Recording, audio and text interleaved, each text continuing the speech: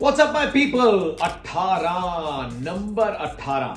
देखिए, जिंदगी में सबके लिए 18 बड़ा खास नंबर होता है, क्योंकि 18 के होते ही आपको बहुत कुछ फैसले जो हैं खुद लेने की अनुमति मिल जाती है, इजाजत मिल जाती है लीगली। अब चाहे वो गाड़ी चलाना हो, चाहे वो वोट करना हो, चाहे वो शादी करना हो, 18 की जो उम्र है, 18 का जो नंबर है, ये सबको आजादी देती है, इजाजत देती है, रिस्पॉन्सिबिलिटी देती है। लेकिन ये 18 मई 2024 की जो तारीख है, ये ऐतिहासिक रहने वाली है, हिस्टोरिक रहने वाली है for more reasons than one. अब तक जो सामाजिक माध्यम पे मेरी जनता मौजूद है, आप लोग जानते होंगे, I might be joining the party a bit late, लेकिन कल जो मुकाबला होने वाला है 18 तारीख को, लीग स्टेजेस का मुकाबला है, लेकिन इसमें एक्स्ट्रॉर्डिनरी लीग के दो खिलाड़ी खेलने वाले हैं, विराट कोहली और महेंद्र सिंह धोनी। क्यों ऐतिहासिक हो सकता है? फॉर वन रीजन और द अदर। देखिए, महेंद्र सिंह धोनी ने कह दिया था, और आप थोड़ा मान के चल रहे हैं, this is his last season, he want to finish it on a high. और अगर चेन्नई क्वालिफाई नहीं करती, then this could be the last match. तो अपने आप में इट कुड बी हिस्टोरिक। अगर क्वालिफाई कर जाती है चेन्नई सुपर किंग्स, तो विराट कोहली और महेंद्र सिंह धोनी मैदान पे एक ही बार खेलते हुए आखिरी बार, it could be historic still. अब क्वालिफाई कौन करता है, ये तो वक्त बताएगा। इमोशंस, डिवोशंस सब कुछ होंगे इस मुकाबले में, और मैच की सुबह, मतलब कल सुबह लेके आऊंगा एकदम खासम खास पेशकश, इट्स अ रैप विद जेसैप में। लेकिन आज द वार्म अप शो में बातचीत करने वाले हैं इस 18 नंबर की, इसकी अहमियत की, मैच के लिए, और 18 नंबर की जर्सी डाले विराट कोहली के लिए।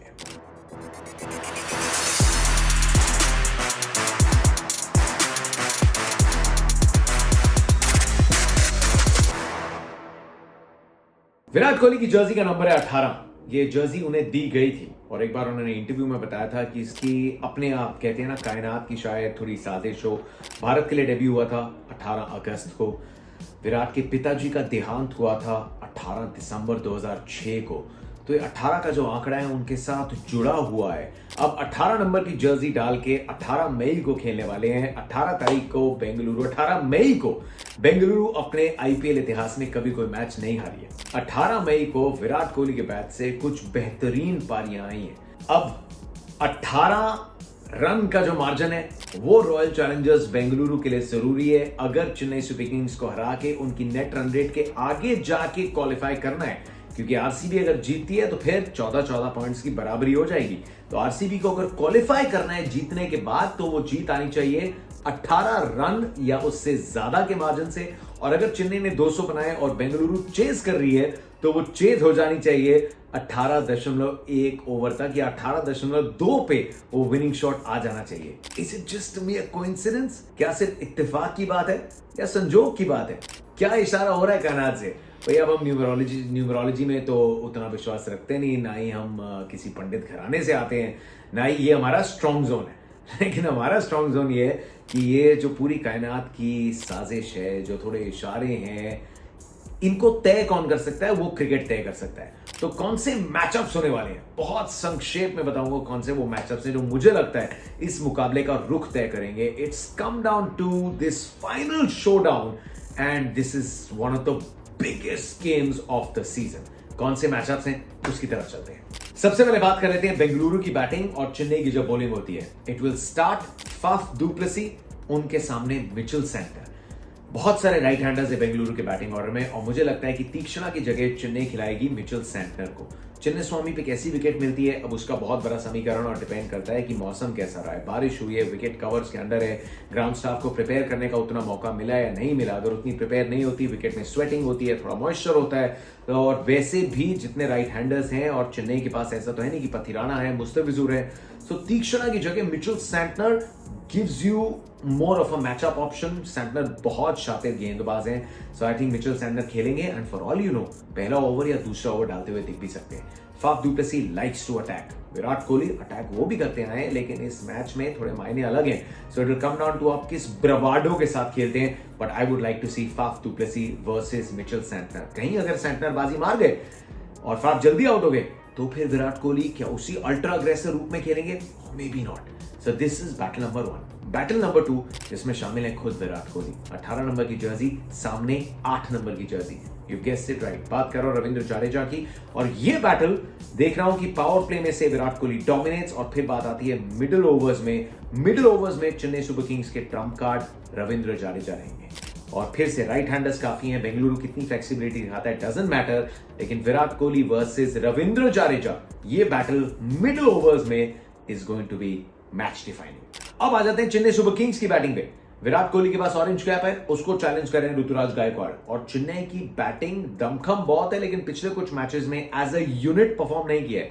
अजिंक्य रहाणे के रन नहीं आए, रचिन रविंद्र अभी वापस आए, एक मैच में रन आउट हो गए, एक मैच में छोटी सी स्टार्ट मिली। He will probably have the same role, लेकिन जो रोल एक थोड़ी कंजर्वेटिव अप्रोच जब आरसीबी की होती थी, होता था कि विराट कोहली पूरे 20 ओवर खेले। ऋतुराज गायकवाड़ का थोड़ा वो रोल है चेन्नई के स्कीम में। He has been absolutely phenomenal, लेकिन इस मैच में कप्तानी का भी थोड़ा दबाव होगा। As a captain this is almost the first knockout must win game Ruturaj Gaikwad के लिए।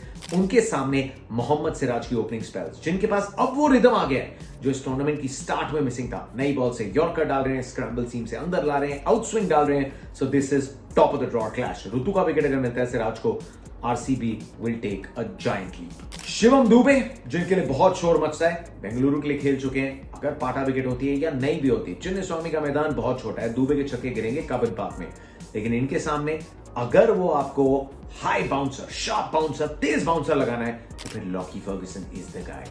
Shivam Dube versus Lockie Ferguson, जो एनफोर्सर है मिडिल ऑर्डर में। ये बैटल कौन जीतेगा? क्योंकि 2 बाउंसर आप लगा सकते हैं और लॉकी यहां स्लोअर बॉल्स नहीं, स्लोअर बॉल भी होगा तो वो into the pitch fast bowling.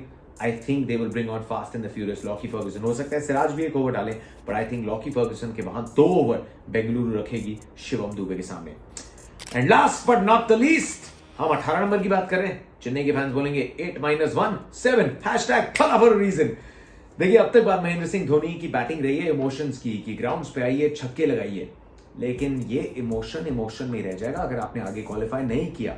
अगर आपको फाइनल खेलना है चेपॉक में, you want to go with the high, I think इस मैच में महेंद्र सिंह धोनी लास्ट के ओवर में नहीं, 16वें 17वें ओवर के बाद आ जाएंगे, उनकी जरूरत अगर पड़ती है तो। बिकॉज इस ग्राउंड पे MS Dhoni has played some of the finest knocks अपने आईपीएल करियर में। एक बार सामने उमेश थे, एक बार सामने कोरी एंडरसन थे।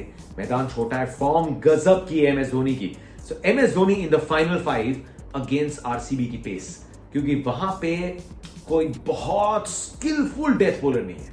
मोहम्मद सिराज है, उतनी स्लोअर कटर्स, यॉर्कर्स वो सब नहीं डालती जैसे हर्षल पटेल ने डाली थी।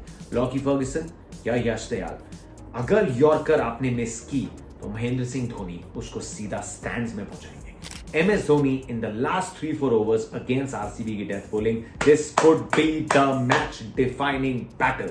तो बहुत सारी बैटल्स मैंने पिक की हैं और ये सारी बहुत रोमांचक है। If you agree with me तो कमेंट सेक्शन में बताओ, and I am gonna bring you a nice video Virat Kohli और Mahendra Singh Dhoni, if this is the last time we gonna watch them play.